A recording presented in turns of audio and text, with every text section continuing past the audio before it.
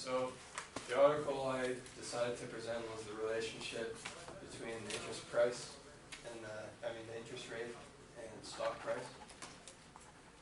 And so the recommendations, well,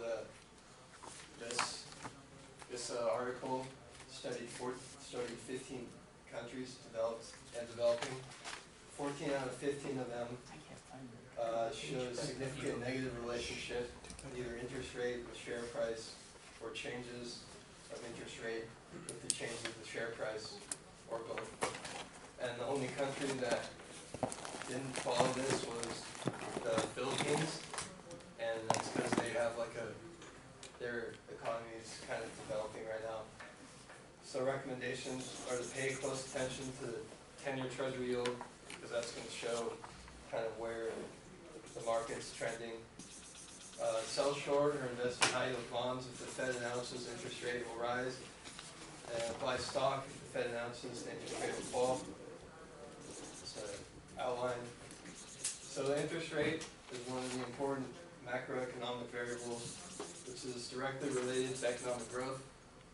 Interest rate rise and fall has a chain effect on the rest of the economy, rest of the asset classes.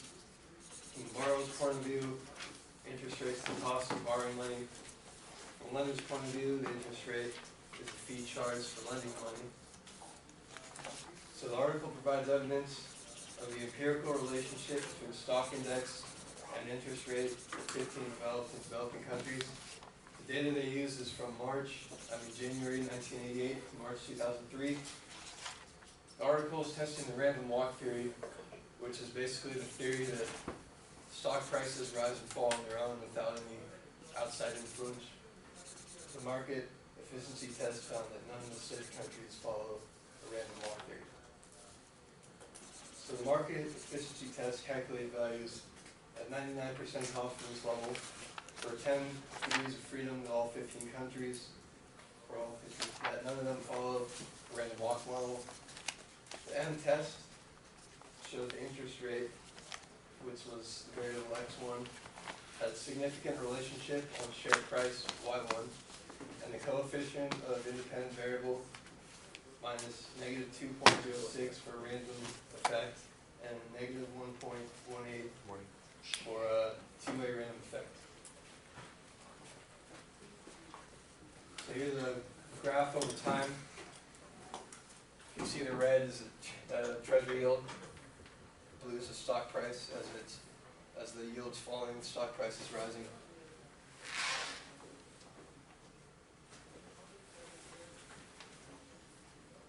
So they use the market, they calculate the market rate at period R. R is the market return at period T, equals natural log price index at period T divided by price index at period T minus 1. So they use the F test, and they use the F test to determine whether stock price or interest rate have the same variance as the standard deviation, and that could not be accepted. The M test is used to determine whether a series of functions converges uniformly or absolutely. That couldn't be accepted either. So the variable probability of the F test for no fixed effect could not be accepted. A 0% significant level for both one-way and two-way fixed effect model.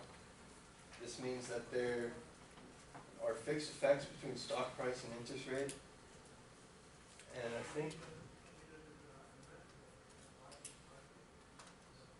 think what this means is that if the stock price were to rise by like 10%, that doesn't mean that the standard deviation will be the same for the interest rate.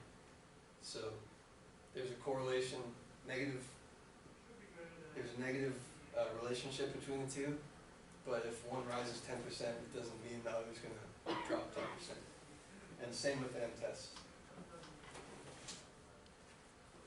So the result is that the market efficiency test found that none of the studied countries follow the random walk model. The argument of a negative relationship between stock price and interest rate couldn't be accepted. Yeah, not rejected. So if the interest rate is considerably controlled in developing countries, it will be of great benefit to the stock exchange because it will give investors in those countries more confidence to invest in their economies.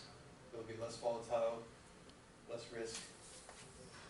So recommendations are to closely follow interest rate predictions, and Fed announcements whether they're planning to rise or lower interest rates. I think the Fed recently announced that they're going to keep interest rates between 1.7 and 2% for the next few months. So sell short or invest in high yield bonds if the Fed announces the interest rate will rise. Buy stock if the Fed announces the interest rate will fall. I'll take it. That was good. Who else? Who else is ready to go?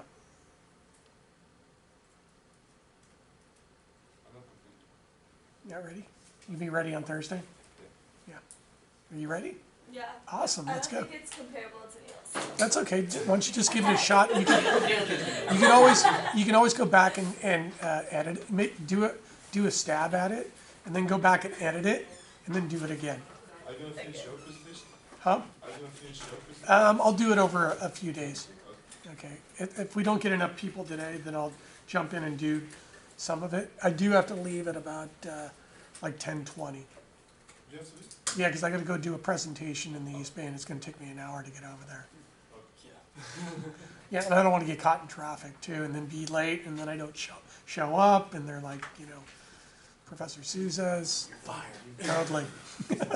I'm going to get fired anyway. My presentation's pretty provocative. I mean, your presentation is 122 slides. Yeah, a lot of the slides I can edit out. That's my full presentation is like 300. It's like an 8-hour presentation. That's the full deck. I usually update that deck like once every 5 years. Oh, so you're adding new things like... Yeah, I add and take update, out... take out some stuff. It depends on who the audience is. Okay. So today I decided that with this group, I'm just going to give it to them straight. Okay.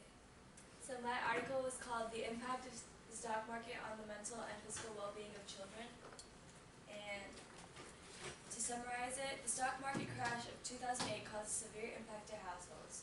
This article focuses on the impact of the overall well-being of children after the crash. Sorry, this page is a little messy, but for the data, they use questionnaires and surveys. The Pearson Core questionnaire includes demographics and health data on every member and child in the household. It holds information on parent-reported health of the children on a scale of 1 being excellent and 5 being poor. The child's age, mother's education, race, and marital status was taken.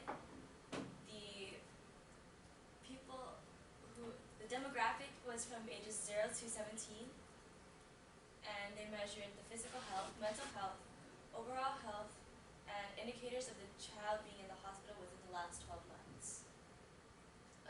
They also used the DIJA index, which is the Dow Jones Index, and it's constructed by 30 manufacturers of industrial and consumer goods to summarize the stock market and tells whether it fluctuates. They also used cross samples from 2004 to 2012 to show the health of children and the unemployment rate, which you can see in figure 1 is the unemployment rate, and it dropped right here. And in figure 2, it tells the health of children and how it kind of got low around the same time.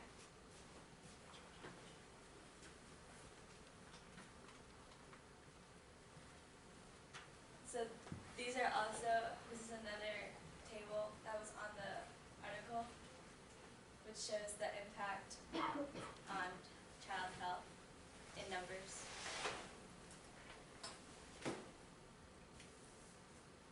And this is another graph of A means shows the sick days from school, C shows child hospitalizations, and D reports of emotional difficulties. So some significant variables were that they had to additionally explore a number of mechanisms and relationships by which the market crash could have influenced outcomes. In the beginning of the article, it did state that most of their data did not have anything to do with something prior to the crash, and it was all influenced by the crash mostly. And one child per household was randomly selected and asked in more detail about their health and well-being. So for the results, roughly 50% of sample reports noted that children were in good health, and the stock market crash of 2008 had caused severe impacts on households in the United States. Family welfare and behavior was identified for life, well-being, psychological stress, and adult health behaviors. So the stock market crash harmed child's well-being through either a channel of stress or through discouraging investments in child health. And it also stated that further work is needed to have an understanding of other outcomes. Thank you. So my recommendation is to try to edit, because what you did was you put in actual paragraphs and sentences from the article. I didn't. Oh, you did it? Oh, did you edit those down? Okay, and then what you should do is also in the tables that shows the statistical significance of the individual variables on the different outcomes, you should put like a red box or something over it and do circles around on the graphs. Mm-hmm. And then you should have a table that basically has the physical, psychological, and other factors that were affected by the stock market crash. So was it? Create my own table? Yeah, that summarizes it. Okay. So a number of sick days were, and then you have to tell me the correlation. So is it inversely correlated or positively correlated? Okay. So when the unemployment rate goes up, doesn't the number of sick days go up too? Yeah. So it's positively correlated, right? So when the stock market crashes, sick days go up. So it's negatively correlated, right? You have to tell me about the correlation between the stock market and the psychological and physical outcomes on the children. Okay. You weren't clear about that. Yeah. Okay. You know what I'm saying? Yes, I do. So that basically what you want to do is you want to show, stock market crash, right?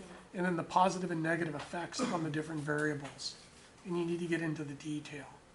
Okay. Is not sick days is one measure, right? How do you measure stress?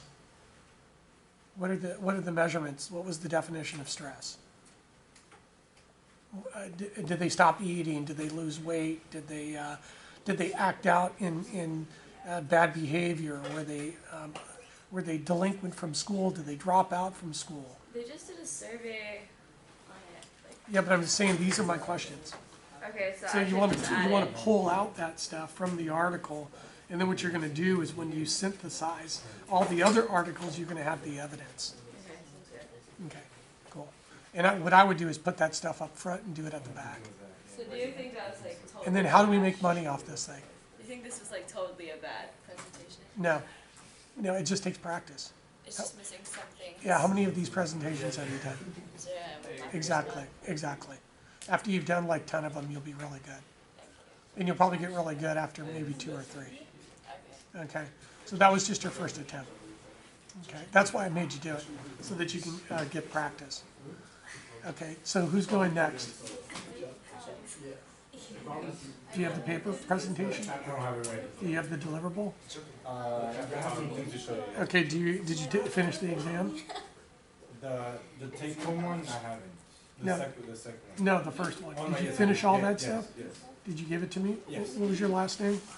Aragon? Okay, so I needed the chapter presentation printout, I needed the notes in the quiz, the rework of the notes in the quiz. Oh, you check them, but I'll give it to you again. Okay, that's fine. And then are you all set?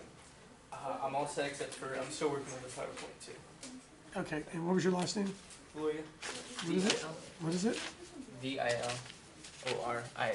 Valoria. Should be in the back. Got it. So you gotta give me the notes in the quiz. The along notes. with the Okay, so the PowerPoint, notes. And then the homework problems. Okay. Yeah, I have the homework Okay, problems. okay, who else is presenting? Okay, anybody else? Hello? Hello, I'm talking. Is anybody else going? Is anybody else presenting?